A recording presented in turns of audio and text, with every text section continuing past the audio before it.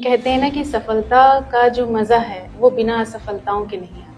अगर मुझे सब कुछ लाइफ में इजीली मिल जाता तो शायद मैं उसकी इतनी कद्र नहीं करती जितनी मैं आज करती हूँ। हम बीमारी के लिए दवाइयाँ खाते हैं ना, वैसे ही हमें अपनी मेंटल हेल्थ के लिए कुछ ना कुछ पॉजिटिव विचार, पॉजिटिव सोच अपनी लाइफ में ज़रूर डालनी चाहिए। महिलाएं उस घर को सजाने में अपनी ज़िंदगी को गुजार देती हैं जिस घर में उनके नाम की तख्ती भी नहीं होती है। आज अब बच्चे को डांट नहीं सकते, मार नहीं सकते। अगर कहीं डांट गए तो फिर ये लगता अरे बच्चा कहीं कुछ कर ना ले, अरे बच्चा कहीं बच्चा है करने दो। माना कि घर से बाहर नहीं निकलती हूँ, पर ऐसा नहीं है कि दुनियादारी नहीं समझती। बहुत अरमान होते हैं अलग ढंग से जीने के, पर अक्सर साड़ियों के साथ उन्हें अलमारी में रखते हैं। प्रणाम, नमस्कार। मैं संजू श्रीवास्तव, आपका लोकप्रिय और चहेता गीतकार गायक, आज आपके सामने फिर उपस्थित हूँ एक ऐसी शख्सियत से बातचीत करने के लिए जिनका नाम एक मेरा पैशन भी है ये कि मैं बेटियों के प्रति गीत लिखता हूँ, गाता हूँ और समाज में बेटियों के लिए कुछ न कुछ जरूर करता रहता हूँ। तो आज उसी परिप्रेक्ष्य में एक बेटी उन्नाव से मुझे संपर्क किया और मुझे अच्छा लगा कि वो हमारे साथ बातचीत करने के लिए तैयार हो गई। मैं बात कर रहा हूँ डॉक्टर कल्पना रावत की। कल्पना जी नमस्ते। नमस्ते सर। कल्पना जी से बात करने से पहले मैं इनके बारे में थोड़ा सा बताऊंगा। वैसे तो मैं इनसे खुद ही पूछूंगा, क्योंकि जितना अपने बारे में व्यक्ति खुद बता सकता है उतना दूसरा व्यक्ति उसको डिस्क्राइब नहीं कर सकता है। मिसेज यूपी प्राइड 2023 की विजेता रही हैं आप। Mrs Indian forever, India forever 2023 भी आपने विन किया। जी सर। क्या बात है।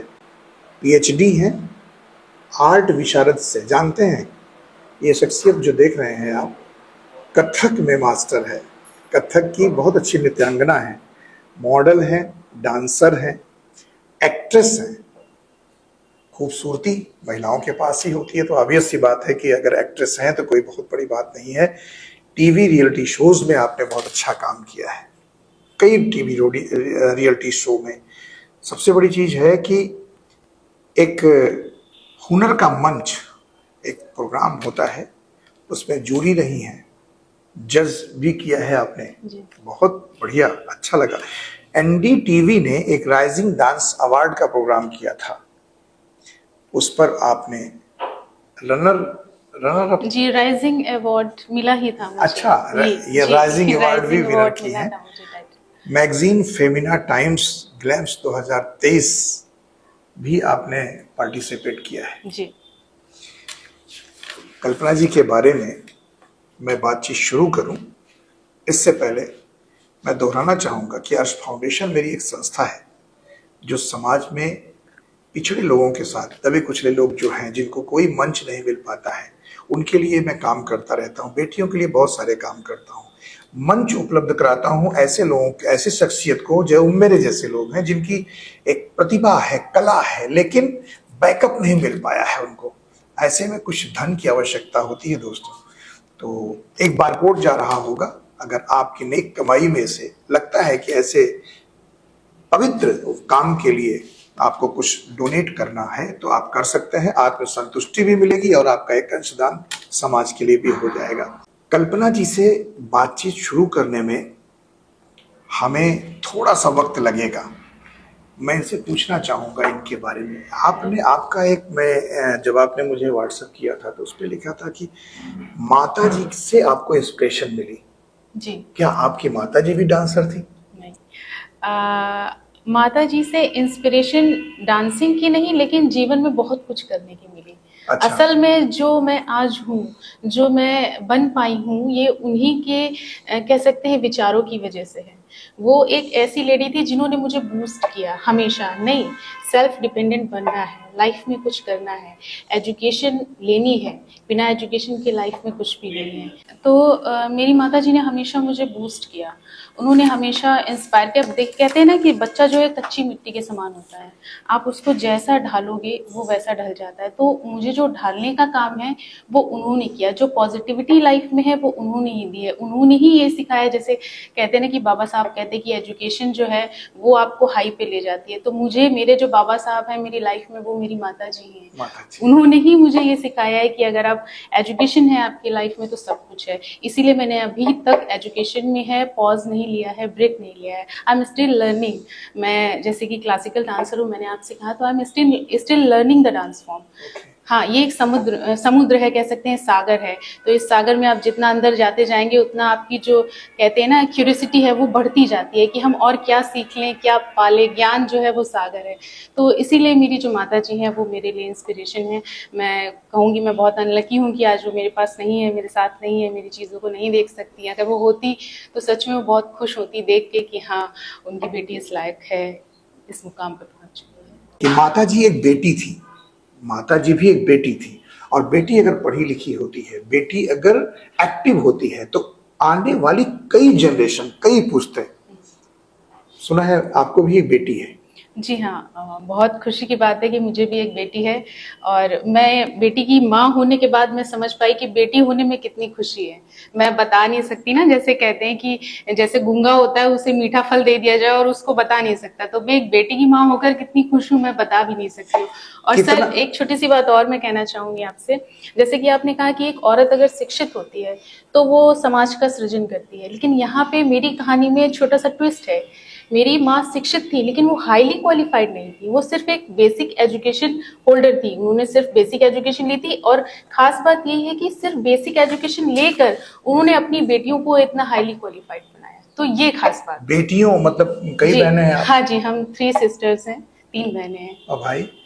नहीं, हमारे यहाँ भाई नहीं है, बेटी है। जानबूझ के मैंने पूछा था क्योंकि मेरी भी 3 बेटियां हैं। अच्छा। और उनमें से ही एक बेटी ने मुझे इतना लोकप्रिय बनाया अपने गीतों के माध्यम से कि शायद वही गीत है जो आपको जी मैंने सुना आपका गीत जी, तो बहुत अच्छा था। इसीलिए मैंने जानबूझ के पूछा कि भाई है क्या। मुझे नहीं सर, बड़ा अच्छा लगता है कि जो बेटियों का भरा पूरा परिवार होता है। देखिए ये मिथ है, बेटी बेटा कोई मतलब नहीं है ना, संतान होती है। अब चाहे आप जिस तरीके से कह सकते हैं कि आम का पेड़ कभी नीम का पेड़ नहीं हो सकता, उसी तरीके से नीम का पेड़ कभी आम का पेड़ नहीं हो सकता है।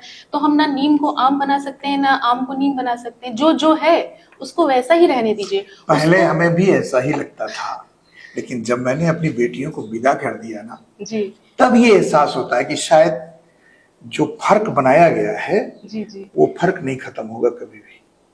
जब बेटियां चली जाती हैं, जब तक बेटी रहती है बड़ा अच्छा लगता है, लोग कहते हैं बेटी बेटे बराबर हैं। मैं आपको डिमोटिवेट नहीं कर रहा हूँ, जी। लेकिन ये सच्चाई है कि जब बेटियां घर से विदा हो जाती हैं तो वो घर नहीं रहे। ऐसा नहीं है कि बेटे रहते ही हैं हमेशा साथ देते हैं, वो भी चले जाते हैं, लेकिन एक दिल में कसक रह जाती है कि काश। खैर उन सब बातों पे नहीं जाएंगे, बहुत इमोशनल हो जाएगी बातें। जी हम लोग बात करते हैं कुछ अपने, जिससे आपकी माता जी ने आपको इंस्पायर्ड किया, आपको मोटिवेट किया हमेशा आगे बढ़ने के लिए। जी अपने बारे में कुछ बताइए।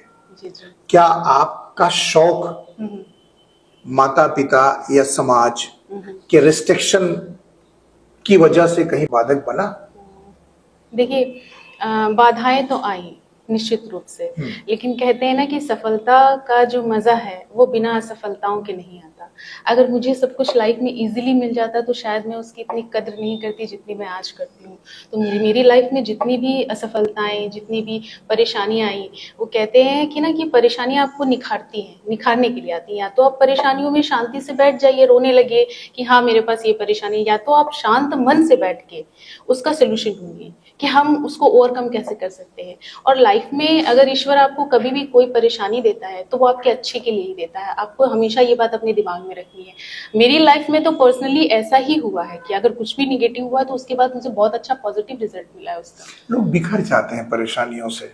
मानवीय स्वभाव है सर। देखिए, हम आज जैसे कि हम बीमारी के लिए दवाइयां खाते हैं ना, वैसे ही हमें अपनी मेंटल हेल्थ के लिए कुछ ना कुछ पॉजिटिव विचार, पॉजिटिव सोच अपनी लाइफ में जरूर डालनी चाहिए। कोई मेडिटेशन करना चाहिए, किसी अच्छे जो सुविचार हैं आज की डेट में तो इंस्टाग्राम पे इतनी अच्छी अच्छी रील्स आती हैं, आपको जिसका मोटिवेशन अच्छा लगता है आप उसकी बातें सुनिए, सिर्फ 5 मिनट एज अ मेडिसिन। जैसे आप ब्रेकफास्ट करते हैं, जैसे कि आप जॉगिंग करते हैं, वैसे आप मेंटल हेल्थ के लिए क्या करते हैं?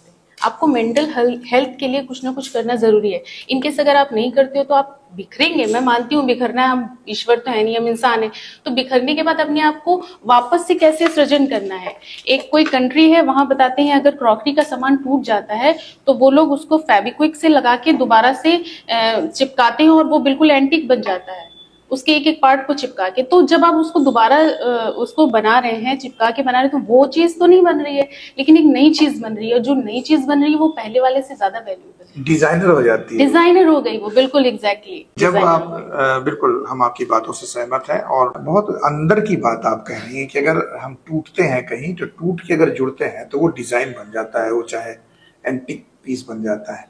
जी कभी आपके जिंदगी में भी इस तरह का सर, सबकी लाइफ में आता है कुछ, अगर वी आर कुछ हमारे दर्शकों को अगर शेयर करना चाहें? हाँ, मैं एक अपनी क्लास में बच्चों में और अपनी पर्सनल लाइफ में भी सबसे बताती हूँ। मेरा जो जब मैं एकेडमिक में थी तो मेरा एक ड्रीम था एमबीबीएस करने का। तो मतलब बहुत ज़्यादा ऐसा, तब मैं बहुत पहले की बात बता रही हूँ, 2003 के आसपास की बात है। तो मैंने एंट्रेंस दिया हुआ था। तो एंट्रेंस देने के बाद मेरा एवरेज मार्किंग आया था अप्रॉक्स 42 के आसपास मेरा परसेंटेज था। तो मुझे लैक ऑफ नॉलेज की वजह से मैं काउंसलिंग करवाने नहीं जा पाई थी। काउंसलिंग करवाने नहीं गई, और शायद जाती तो मे बी मुझे एमबीबीएस तो नहीं, बीएमएस वगैरह कुछ भी मिल जाता तो मेरा डॉक्टर बनने का सपना पूरा हो जाता। तो वो मैं नहीं कर पाई। फिर उसके बाद मैंने एज अ टीचर मेरी ज्वाइनिंग हुई। मैंने बीटीसी किया, टेट पास किया और फिर टीचर बन गई। फिर उसके बाद कुछ ऐसा टर्नओवर आया कि मैं आर्ट में मेरा इंटरेस्ट आया। मैंने विशारद किया, पीएचडी की। तो डॉक्टर तो बनी मैं, लेकिन उस तरीके से ना जाके टर्न लेके नाम किया गया, डॉक्टर लगवा हाँ, लिया। डॉक्टर तो लगा। और आज मैं आर्ट से जुड़ने के बाद, एकेडमिक में I was a science student, but now art से जुड़ने के बाद मैं अंदर ही अंदर मैं जो प्रसन्नता की अनुभूति होती है वो मैं एक्सप्रेस नहीं कर सकती। तो वो अपनी जगह अच्छा है, बट आज मैं आर्ट से जुड़ के भी बहुत खुश हूँ। आप जानती हैं कल्पना, जब मेंटल हेल्थ की भी बात आप कर रही थी, मेंटल हेल्थ में उस डॉक्टर की जरूरत नहीं पड़ती है, लेकिन इस डॉक्टर की जरूरत पड़ती है। एग्जैक्टली, है ना? संगीत से बड़ा मेंटल टॉनिक कोई हो ही नहीं सकता। कोई नहीं है सर, आर्ट से बड़ा। मैंने जैसे कि आपको पहले भी बताया था कि मेरे पास कुछ एजेड लेडीज आती हैं जो 40 प्लस हैं, 50 प्लस हैं। तो वो आने के बाद जब मुझसे ये कहती हैं कि मैं यहाँ के खुश रहने लगी हूँ, तो मुझे कितनी खुशी मिलती है मैं बता नहीं सकती। दोस्तों, मैं बताना चाहूंगा कि कल्पना अभी जो बात शुरू की एजेड महिलाओं की, तो आप एक इंस्टीट्यूट चलाती हैं, डांस इंस्टीट्यूट चलाती हैं, और सबसे बड़ी बात है कि उस डांस इंस्टीट्यूट में वो महिलाएं आती हैं जो अपने बचपन के शौक, अपनी जवानी के शौक को पूरा नहीं कर पाई हैं। वहां पर आके वो सीखती हैं डांस, ऐसा ही है? जी बिल्कुल सही। तो मतलब उसमें आती हैं तो खुश होती होंगी काफी? हाँ, पहले तो बहुत हेजिटेट होती हैं, और सबसे पहला क्वेश्चन यही होता है, मैम क्या मैं कर पाऊंगी? मैंने कहा बिल्कुल, आप टाइम दीजिए, कराना मेरी रिस्पॉन्सिबिलिटी है, मेरी जिम्मेदारी, आपको बस टाइम देना है। और फिर जब 1-2 महीने में उन्हें खुद रिजल्ट दिखता है, मैं खुद उनका पर्सनली फर्स्ट डे का वीडियो और जो 3 महीने बाद का 4 महीने का वीडियो है वो उन्हें दिखाती हूँ, तो वो खुद लगती है कि नहीं, मुझे तो लगता था मैं कर ही नहीं सकती, मैंने कैसे कर लिया मुझे खुद नहीं पता। क्या बात है, ये बहुत बड़ी चीज है, क्योंकि जब बेटियां खासकर जब वो अपने ससुराल जाती हैं तो मायके का जो सुख होता है उसको भूल नहीं जाती हैं, लेकिन उसको एंजॉय नहीं कर पाती हैं। मतलब वहाँ उस परिवेश में जाके वो अपने गृहस्थी में उलझ जाती है, तो ये सारे उनके ख्वाब हैं, सारे सपने हैं, वो मर जाते हैं, दब जाते हैं। कि एक ऐसे ही कुछ लाइंस अक्सर कही जाती हैं कि महिलाएं उस घर को सजाने में अपनी जिंदगी को गुजार देती हैं जिस घर में उनके नाम की तख्ती भी नहीं होती है। हमारी खुशी है, और उनकी अपनी खुशी क्या है वो कभी इसके बारे में बात ही नहीं करती। आप जब भी उनसे बात करिए तो कहती नहीं, मेरे हस्बैंड को ये पसंद है, मेरे बच्चों को ये पसंद है। अरे आपको क्या पसंद है? आप तो भूल ही नहीं आपको क्या पसंद है। मतलब खाना भी बनाती है तो पूछती हाँ, क्या बने, क्या पसंद है? अपनी पसंद का तो शायद ही, अरे जो बच्चे खाएंगे वो मैं खा लूंगी, जो हस्बैंड खाएंगे वो मैं खा लूंगी, जो ससुर खाएंगे वो मैं खा लूंगी। तो ये उनकी खुशी बस दूसरों की खुशी में हो जाती अब है। अगर खाना बन जाता है, कोई मेहमान आ गया, उसको उसमें शेयर करना पड़ेगा, तो भूखी भी रह जाती, बिल्कुल रह जाती, लेकिन कहेंगे नहीं कि हाँ हम भूखे थे, कभी नहीं कहेंगे। खाना खत्म हो जाता है। फिर इतना वो थक जाती है कि दोबारा कौन बनाए, इससे अच्छा सो जाओ। तो ये है, महिलाएं सच में ऐसी होती है, ये कोई विक्टिम कार्ड या सिंपैथी कार्ड नहीं होता है, बट एक्चुअल फैक्ट ये है कि फीमेल बाई नेचर ही ऐसी होती हैं, और शायद मेल ऐसे नेचर के नहीं हो सकते हैं जिस नेचर की फीमेल होती है। गॉड ने उनको बनाया ही इतना सॉफ्ट है, अंदर से इतना मजबूत बनाया है, वो बाहर से भले ही सॉफ्ट है लेकिन अंदर से बहुत मजबूत। फिर भी नारी सशक्तिकरण की जरूरत आप लोगों को पड़ती है। जरूरत पड़ती है सर, बिल्कुल जरूरत है। मेरी जो कह सकते हैं, मैं जहाँ काम करने के लिए जाती हूँ बहुत ही पिछड़ा हुआ एरिया है, वहां मैं अपनी आंखों से देखती हूँ आज भी चीजें जो हम सिर्फ कभी किताबों में पढ़ते हैं कि लड़का लड़की में भेदभाव होता है, मैं सामने में देखती हूँ कि लड़की को दूध नहीं मिलता है, लड़के को दूध मिलता है खाने को। लड़की पढ़ने में अच्छी है, आप उसके पेरेंट्स से जाके कहिए कि आप इसको स्कूल भेजिए, नहीं वो नहीं भेजेंगे। आप वो जैसे चिकने घड़े पे पानी आप डाल दीजिए वो नीचे टपक जाता है, सेम एज आप कहते रहिए वो सुनते रहेंगे, नहीं भेजेंगे। और लड़के को भेज रहे हैं, लड़का बिल्कुल पढ़ने में बेकार है, बिल्कुल शैतान है, लेकिन लड़के को भेज रहे हैं और लड़की रो रही है घर में बैठ के कि मम्मी मुझे जाना है स्कूल, भेजो। खाना नहीं खा रही है, रो रही है, नहीं अरे इसकी तो भी शादी करनी है। तो अभी भी चीजें हैं ऐसी। कल्पना सेक्स डिस्क्रिमिनेशन पर भी काम करती है, लैंगिक भेदभाव पर भी काम करती है। शहरों में तो अब ऐसा नहीं है, मानता हूं शहरों के माता पिता जो है, शहरों के माता पिता इन सेंस वहीं से निकल के गए हैं, लेकिन वहां की चकाचौंध में जो माता पिता आ गए हैं वो भेदभाव नहीं करते। जैसे आप अपनी बेटी और बेटे के बीच में भेदभाव नहीं करेंगी, लेकिन अभी भी रूरल एरियाज में ऐसा है जैसा आप कह रही हैं, उसको खत्म करने के लिए आप प्रयासरत हैं, काम करना चाहती हैं। जी। तो आपके ग्रुप में और भी लोग इस तरह के हैं? हाँ बिल्कुल, मेरे हिसाब से तो हमारे आसपास में जितने भी एजुकेटेड टीचर्स हैं, एजुकेशन से रिलेटेड हैं, एजुकेशन के बाद ज़रूरी नहीं कि वो टीचिंग के प्रोफेशन में किसी और प्रोफेशन में हो, मेरे हिसाब से एजुकेशन एक ऐसी चीज़ है ना जो आपको सही और गलत में फ़र्क दिखा देती है। अगर आप एजुकेटेड हैं तो आप कभी भी ये चीज़ दिमाग में नहीं लगाएंगे, डिफरेंस नहीं करेंगे कि लड़के में क्या अंतर है या लड़की में क्या अंतर है। जहाँ पे ये अंतर हो रहा है वहाँ पे डेफिनेटली लैक ऑफ नॉलेज है। उनको ऐसा लगता है कि नहीं, अब आप खुद सोचिए कि आज के टाइम में क्या मतलब ऐसा कहीं पे आप लड़कियां क्या नहीं कर रही हैं, हर फील्ड में तो है, बॉडी बिल्डिंग तक की फील्ड में लड़कियां मैंने देखी हैं और अच्छी अच्छी देखी हैं। तो कहाँ अंतर है? आप कोई भी एक चीज ऐसी बता दीजिए जहां पर अंतर है। तो जब आप समझेंगे, जब आप जानेंगे ये चीज कि लड़कियां हर काम कर रही हैं, आप गाँव तक ले जाइए, गाँव वालों को समझाइए, उन्हें दिखाइए। जब उन्हें पता चलेगा कि नहीं ऐसा भी होता, उनकी जो कहते हैं दुनिया है ना सर, वो बहुत लिमिटेड है कि बस सुबह उठना है, खेत में जाना है, काम करना है, फिर सो जाना है। जब लड़की 14-15 साल की हो जाएगी तो उसकी शादी कर रहे। इसके अलावा कुछ भी नहीं है लाइफ में। इतना आ जाए कि हम खा लें, इतना पैसा हो जाए कि हम लड़की की शादी कर दें, बेटे की शादी कर दें, बस। जब आप उनको दिखाएंगे ना कि इससे आगे भी लाइफ है, आपकी बेटी सिर्फ शादी करने के लिए नहीं आई है, आप उसको पढ़ा लिखा के जॉब करवा सकते हो, कुछ अच्छी अर्निंग होगी, आपका जो फाइनेंशियल लेवल है वो भी अपग्रेड होगा, आपका लाइफस्टाइल अपग्रेड होगा। जब वो समझेंगे इन चीज़ों को तब वो अंतर ये करना बंद कर देंगे। आजकल देखा जा रहा है कि आप का जो व्यू है उससे कहीं ज्यादा एडवांस हो गई हैं लड़कियां। अब तो ड्रम में भरकर पैक करके भेज भी देती हैं। सर देखिए, आप जब ड्रम की आप जिक्र कर ही रहे हैं तो आपने ये भी सुना होगा कि वो जो लड़की थी वो शायद, मुझे पर्सनली तो नहीं पता, मैंने भी न्यूज़पेपर और मीडिया के थ्रू ही जाना है कि वो 9th फेल है। तो कहाँ एजुकेशन है सर वहाँ पे? इसको किसका दोष मानती है, एजुकेशन का या संस्कार का नहीं, या समाज का? इसमें थोड़ी थोड़ी गलती सबकी है सर। पहली चीज तो कि जब बड़ी गलती किसकी है? बड़ी गलती एजुकेशन की ही है। एजुकेशन। हाँ, अब आप एक सीरियल आता है क्राइम पेट्रोल, आपने भी देखा होगा कभी ना कभी, उसमें अनूप सोनी जी अक्सर एक बात कहते हैं कि जो क्राइम है ना वो कभी एक दिन में नहीं होता है, हमेशा धीरे धीरे उसकी बुनियाद रखी जाती है, और जो भी क्राइम करता है उसको ये नहीं पता कि क्राइम के बाद क्या होगा। अब जब वो जेल में बैठी होंगी तो आप उनसे जाके पूछिए, तो उन्हें भी लग रहा होगा कि उन्होंने गलत किया है, उन्हें लगा कि हमने मार दिया बस यहीं पे खत्म हो जाएगा और हम फ्री हो जाएंगे। जब उन्हें ये पता रहेगा कि अगर हम मारेंगे उसके बाद हम पकड़े जाएंगे, हमारी जिंदगी आज जो है इससे बदतर हो जाएगी, तो वो कभी ऐसा नहीं करती। तो ये जो ओवर कॉन्फिडेंस है ना कि हम क्राइम करके बच जाएंगे, यही लोगों को क्राइम करवाने के लिए मोटिवेट करता है। और ये आज जो इतनी एडवांस टेक्नोलॉजी हो गई है, मोबाइल ट्रेस हो जाता है, आप कोई भी क्राइम कर लीजिए, आप कहीं से भी पकड़ जाएंगे, कहीं छुप के तो नहीं रह पाएंगे आप कि आप इंडिया छोड़ के चले जाएंगे। तो ये कभी ना कभी, क्राइम कभी भी परफेक्ट नहीं होता है, आप कभी ना कभी आएंगे लपेटे में, आज नहीं आएंगे तो 4 साल बाद आएंगे। और सबसे एक बड़ी चीज ये भी ना कि आपकी इनर सेल्फ, आप गलत करके ना आप अपनी आत्मा को शांत नहीं रख सकते। वो आपको सोने नहीं देगी।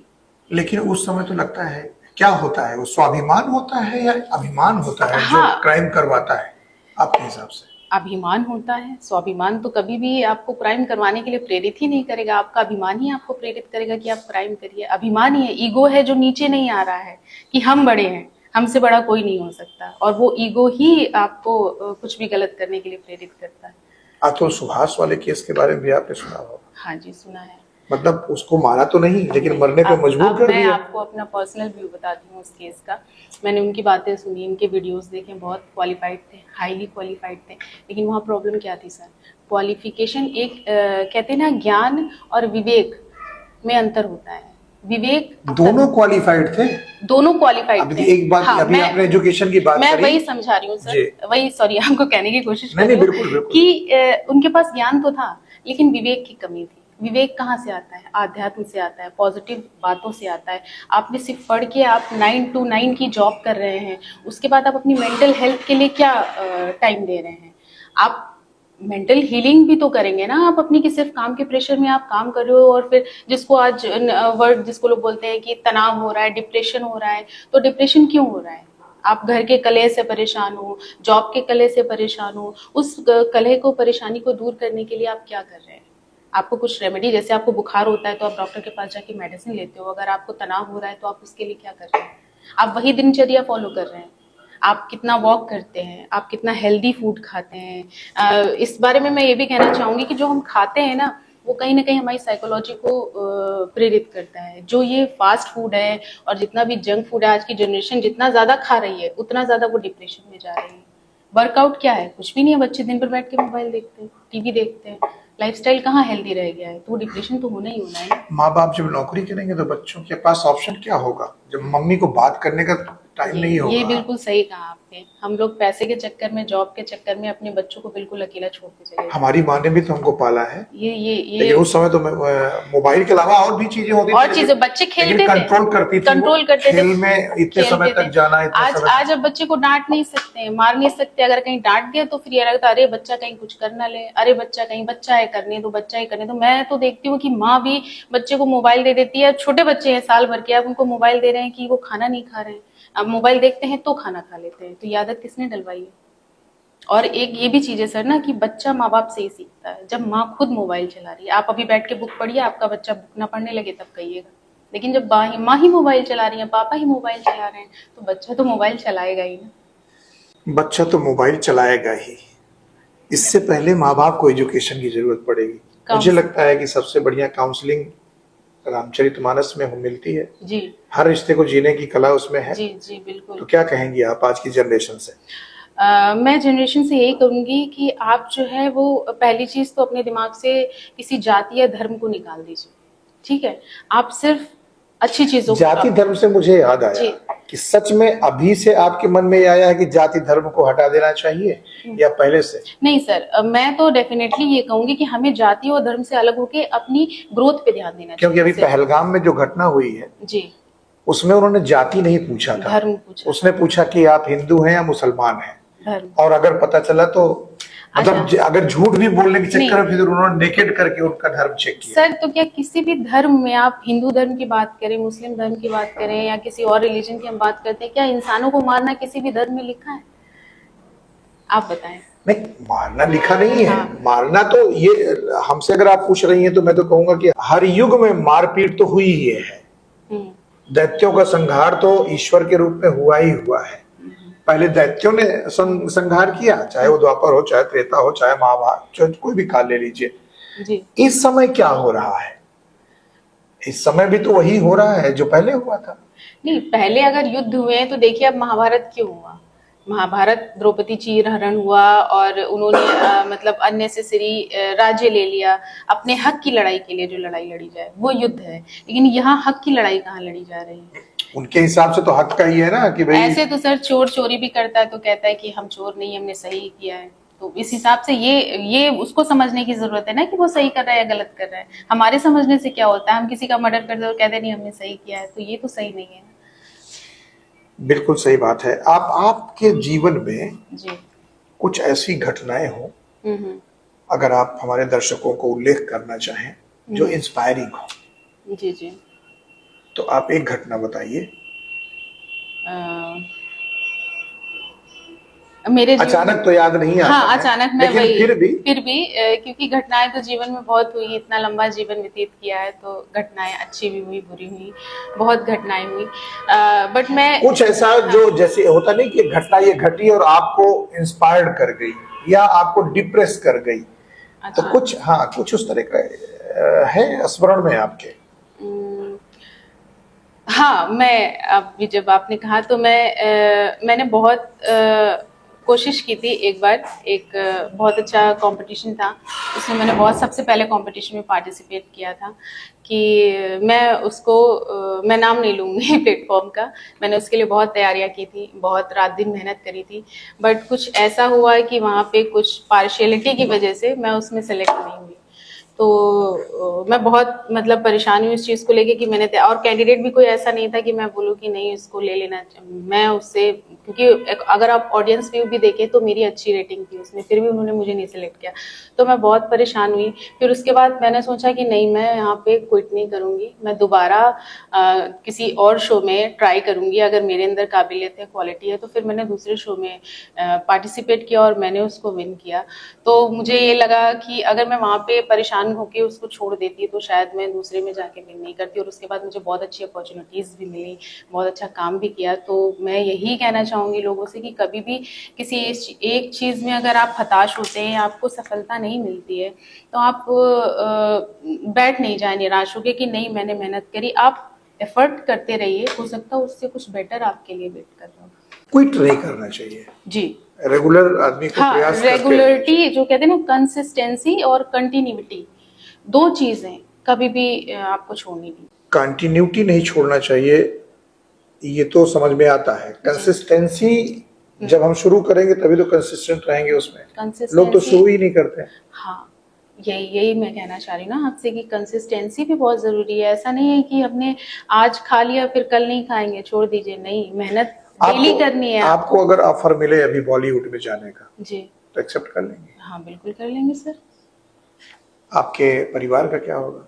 परिवार मैनेज करके करेंगे सर, दोनों चीज़ों को, मैनेजमेंट लाइफ में बहुत ज़रूरी है। मैंने आज तक जो भी किया है बिल्कुल मैनेज करके किया है, तो मुझे पता है मैं मैनेज कर लूँगी और मैनेज करके कर लेंगे। हर चीज को बैलेंस और मैनेज करके चलने की बात है। कल्पना से बातचीत करने के बाद एक ऐसा लगा कि एक इंस्पिरेशन है ये महिलाओं के लिए, हर तरह के झंझावातों से, क्योंकि लड़कियों की डगर, जो महिलाएं होती हैं उनका जो रास्ता होता है वो बड़ा टेढ़ा होता है, आसान होता नहीं है। कुछ अपने रास्ते की और हर्डल्स जो समाज के लिए एक इंस्पिरेशन बन सके, कुछ बताना चाहें तो बताएं। हाँ, बिल्कुल बताना चाहेंगे सर। जैसे कि मैंने जो लाइन सेलेक्ट की थी डांसिंग की और मॉडलिंग की, आप समझ रहे होंगे कि मतलब इसका, आप बात कर सकती हैं, कोई प्रॉब्लम नहीं है। हाँ, अगर आपको दिक्कत ना हो तो आप बात नहीं, कर सकती हैं। क्या क्या, मैं वहीं पे आना चाहता हूँ। जी जी। तो बिगिनिंग में तो मतलब बहुत लोग वर्ड्स यूज करते थे कि हमें डांसर थोड़े ना बनना है, नाचना थोड़े ना है कि हम इस फील्ड में जाएं या अपने बच्चों को सिखाएं, ऐसा कुछ। लेकिन ऊपर वाले by the grace of God मैं कहना चाहूंगी कि मुझे इतनी अच्छी कामयाबी मिली इस फील्ड में, इतनी अच्छी जो मुझे साइंस से नहीं मिला वो मुझे आर्ट से मिला। तो धीरे धीरे लोग इस चीज़ को समझने लगे और आज मेरे पास खुद लोग अपने बच्चों को भेजते हैं सीखने के लिए, और पूरा इतने कॉन्फिडेंस से भेजते हैं क्योंकि अब उन्हें भी लगता है कि नहीं, इस फील्ड में भी करियर है, ये फील्ड भी अच्छी है। ऐसा नहीं है कि डांसर का मतलब सिर्फ यही होता है कि स्टेज पे शादी बारात में डांस कर रहे हैं, नहीं। क्लासिकल डांस का मतलब होता है शास्त्रीय नृत्य, जो शास्त्रों में वर्णन है, और शास्त्रों में जो वर्णन है वो गलत कैसे हो सकता है, ये सोचने की बात है। एक वेद ही बना हुआ है, जी सामवेद इसके जी ऊपर जी पूरा। जी, बिल्कुल। और अगर आर्ट को लाइफ से हटा दिया जाए तो इंसान को खुद नहीं पता वो कहाँ चला जाएगा। क्या स्ट्रगल देखती हैं आप इस फील्ड में महिलाओं के लिए? महिलाओं के लिए देखिए सबसे बड़ा स्ट्रगल तो ये आता है कि उनको फैमिली सपोर्ट नहीं करती है। बड़ी कीमत पे करनी पड़ती है। हाँ, बहुत। फैमिली सपोर्ट भी कर रही है तो फिर अब उसके बाद बहुत सारे मैंने लोगों को देखा है कि वो बीच में क्विट कर देते हैं क्योंकि अब घर देखें, बच्चा देखें, फैमिली देखें, जॉब देखें कि हम अपने शौक पूरे करें या डांसिंग करें, तो अक्सर लोग छोड़ देते। बहुत अच्छे ऐसे भी डांसर्स हैं, अगर हम ढूंढने जाएंगे तो मिल जाएंगे, जिन्होंने शादी से पहले बहुत अच्छा इस फील्ड में किया हुआ है, लेकिन शादी के बाद उन्होंने सारा कुछ छोड़ दिया है। इस मनोरंजन की दुनिया का जी माहौल जी भी प्रभावित करता है छोड़ने के लिए? सर देखिए, माहौल का क्या है ना, माहौल तो कहीं भी नहीं अच्छा है। आप अपने घर में बैठे हैं तो क्या माहौल अच्छा है? वहां पे नहीं अच्छा है। क्या आप न्यूज़पेपर में देखते होंगे ना कि लोग घर में बैठे सुरक्षित नहीं है? अगर आप अच्छे हैं तो हर जगह का माहौल अच्छा है, आप खराब है तो हर जगह का माहौल खराब है। तो ये कहना ही खराब, आप अच्छे बन के रहिए, आपको कभी कोई भी माहौल आपको जो है ना खराब नहीं कर सकता। बहुत बड़ी बात है। खुद पे खुद ही को कर बुलंद इतना कि हर तहरीर से पहले खुदा बंदे से खुद पूछे पूछे बता तेरी रजा क्या है। जी जी। आप गाना भी गाती हैं? नहीं सर, गाना तो नहीं गाते हैं। बस गाने पे डांस करती हैं? हाँ, गाने पे डांस करते हैं। मेरी कुछ लाइन्स हैं, अगर आप कहें तो मैं लिखती हैं क्या? थोड़ा बहुत कुछ ऐसे ही। आप माना कि घर से बाहर नहीं निकलती हूँ, माना महिलाओं के लिए जी नहीं है? जी, माना कि घर से बाहर नहीं निकलती हूँ, पर ऐसा नहीं है कि दुनियादारी नहीं समझती। अच्छा। बहुत अरमान होते हैं अलग ढंग से जीने के, बहुत अरमान होते हैं अलग ढंग से जीने के, पर अक्सर साड़ियों के साथ उन्हें अलमारी में रख देती हूँ। सुबह से शाम तक मुझी से उम्मीद रहती है, सुबह से शाम तक मुझी से उम्मीद रहती है, और हर उम्मीद को पूरा करने के लिए जी जान से कोशिश करती हूँ।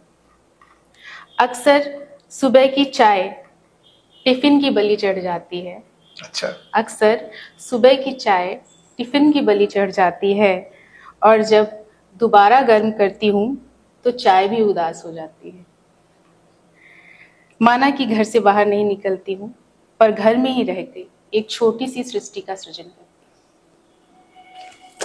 बहुत बढ़िया। Thank you, बहुत sir. अच्छा लिखती हैं आप, और इसको कंटिन्यू करना चाहिए। जी, थैंक ये यू। तो आपने आधी आबादी का प्रतिनिधित्व कर दिया यहाँ पर, जी, जी। है ना? आधी आबादी इसी जीवन को जीती है। जी। तो कल्पना जी से आज बात हुई हमारी। आज इनके आमंत्रण पर मैं यहाँ आया, और उन्नाव डिस्ट्रिक्ट में मैं हूँ। और कहाँ पे हूँ मैं? मुझे लगता है कि जहाँ मैं बैठा हूँ इनका नाम लेना भी जरूरी है। चाय मॉडल शॉप पे हम ये बैठे चाय हैं मॉडल अभी। शॉप है, चाय मॉडल शॉप उन्नाव में, मोतीनगर में, मोतीनगर में। जैसे आप हाईवे से उतरेंगे तो थोड़ी दूर चलने के बाद चाय मॉडल शॉप है। और इतना बढ़िया इंटीरियर अगर आप देख रहे हैं ना, ये अच्छी जगह है, बैठने लायक है। अगर मैं यहाँ बैठ के पॉडकास्ट शूट कर रहा हूँ कल्पना के साथ, तो इसके मतलब कि जगह अच्छी है, व्यवहार कुशल भी हैं लोग।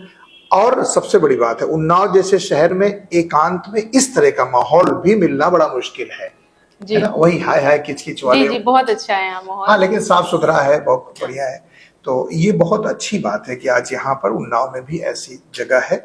आपको भी अगर हमको हमारे साथ कुछ बातचीत करना है अंदर की, आज पहली बार बात हुई हमारी कल्पना से, हो सकता है कि इतना मुखर होकर बात ना हुई हो, लेकिन शायद जीवन, मुझे लगता है कि 30-35 सर आई एम 37 नाउ।